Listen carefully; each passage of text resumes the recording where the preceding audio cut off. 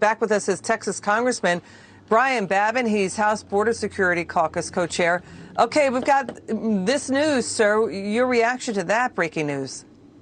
My reaction to that is elation, because that is something that absolutely needs to be done.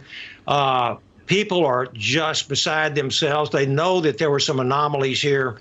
There's that much smoke, there's got to be fire. Yesterday, I had a rally in my district down here in East Texas. We had over 1,000 people that showed up to it to support Trump and to investigate some of these irregularities. I'm very, very happy to hear that AG Barr has done this.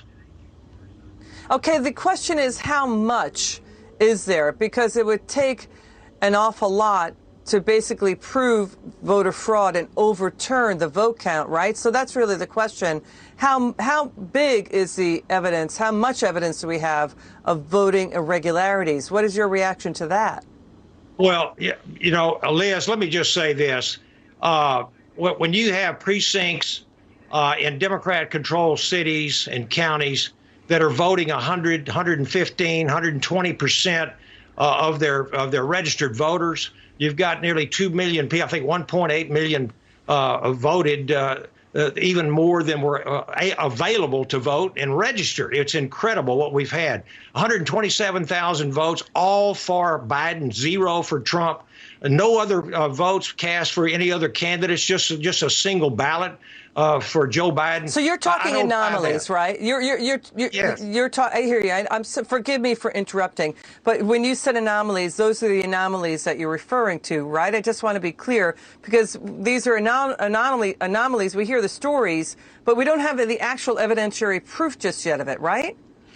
No, but we do have a Pennsylvania case that Justice Alito has sequestered or segregated ballots that came in late, and I'm hoping that we'll have the same thing in some of these other states. It's not over. This thing is not over. Even before I heard this news about AG Barr, it ain't over yet. And everybody is congratulating Biden, and it's not. He has not been declared a winner except by the several media, and it is simply it's not them that make this declaration and make this guy president. This president has still got to fight, and there's a lot of people that are supporting him, and this investigation is very welcome. Yeah.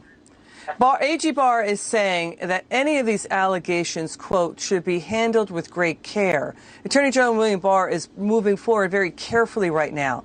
He's saying be careful about charges of allegations of voter fraud against any party. You just got to be really careful with it, because it's so important. It's about the integrity of our election. The Florida recount, for example, in the year 2000 was about, less than 1,800 votes. We're talking about invalidating potentially tens of thousands of votes, sir. So that's what's at issue, right, Congressman?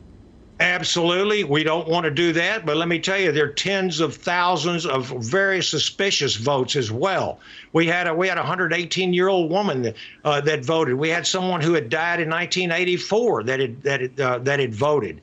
There's just too much. There's too much suspicion there for the American people to have any confidence in this whole process.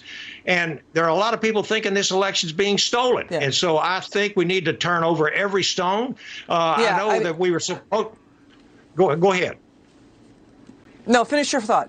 Finish your thought. I know that we were going to talk about the border security and immigration policies of Biden, but that is just the least of what we can expect out of a Biden-Harris presidency, and reversing everything that President Trump has done over 4 years, and open our borders and become a sanctuary nation. To reverse all these policies. And so I think this is the most important election in my lifetime.